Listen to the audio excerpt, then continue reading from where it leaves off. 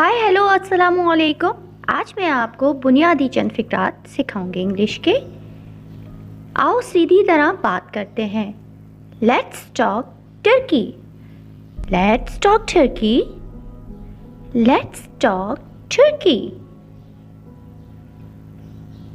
समझी? मैं समझ गया। Got it? Got it? Got it? मुझे नींद आ रही है। I am feeling sleepy. I am feeling sleepy. I am feeling sleepy.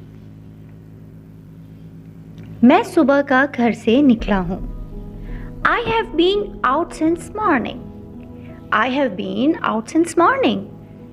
I have been out since morning. ये सड़क किधर जाती है? Where does this road lead to? Where does this road lead to?